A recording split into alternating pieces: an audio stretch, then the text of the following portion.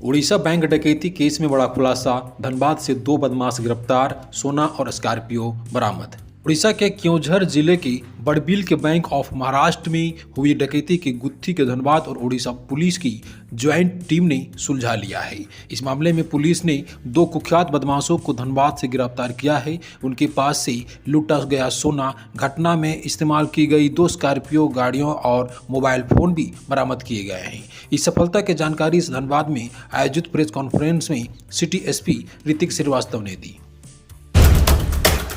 सन की पति का खौफनाक खेल, पत्नी को गोली मारकर उतारा मौत के घाट, आरोपी फरार। के एक सनकी पति ने अपनी पत्नी को गोली मारकर हत्या कर दी है। मामला शनिवार दोपहर राजधानी के डोरंडा थाना क्षेत्र स्थित मनीटोली का है। घटना की वजह आपसी विवाद बताया जा रहा है। मृतका की पहचान तरमुन्न प्रवीण के नाम से हुई है। वारदात की सूचना मिलने के बाद पुलिस मौके पर पहुंची और छानबीन में जुट गई है, जबकि आरोपी फरार हो गया है। बजट से पहले मोदी सरकार ने दी खुशखबरी, अटल पेंशन योजना पर बड़ा फैसला। केंद्र सरकार ने करोड़ों गरीब, कम आय वाले और असंगठित क्षेत्र के कामगारों को बड़ी राहत दी है।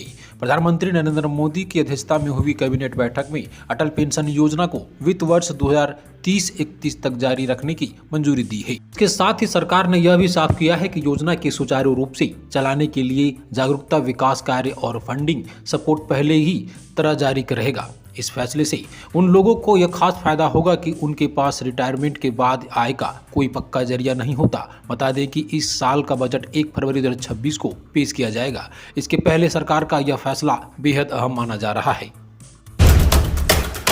तो शेयर बाजार में रहेगी छुट्टी, बीएसई और एनएसई में नहीं होगा कारोबार। शेयर बाजार अगले हफ्ते सोमवार की जगह मंगलवार को खुलेगा। सोमवार 26 जनवरी को गणतंत्र दिवस की वजह से शेयर बाजार में छुट्टी रहेगी। इस दिन बीएसई और एनएसई में कोई कारोबार नहीं होगा। साथ ही कमोडिटी बाजार भी सोमवार 26 जनवरी को बंद रहेगा। सुबह और शाम को मल्टी कमोडिटी एक्सचेंज 26 जनवरी के दिन बंद रहेगा। इसका मतलब हुआ कि मेंटर एनर्जी या एग्रीकल्चरल कमोडिटी में सोमवार के दिन को ट्रेडिंग नहीं होगी। छुट्टी के बाद 27 जनवरी को एक बार फिर से बाजार में कारोबार देखने को मिलेगा। के बाद दूसरा सबसे बड़ा ऑपरेशन, 2000 जवानों ने घेरा जंगल। झारखंड के सारंडा में नक्सली के खिलाफ वर्ष 2011 में ऑपरेशन एनकोंडा चलाया गया था। एनकोंडा के 15 साल बाद एक बार फिर नक्सली के खात्मे के लिए ऑपरेशन ब्लैक फॉरेस्ट शुरू किया गया है। ऑपरेशन एनकोंडा में करीब 2000 से अधिक जवान शामिल थे। वहीं वर्तमान में ऑपरेशन ब्लैक फॉरेस्ट में सीआरपीएफ की कई बटालियन के अलावा झारखंड जगुआर जिला पुलिस के अलावा कोबरा के जवान भी हैं। कोबरा 2009 का डायरेक्टर खूंटी में है और कोबरा बटालियन की कई कंपनियां पश्चिम सिंहभूम में है।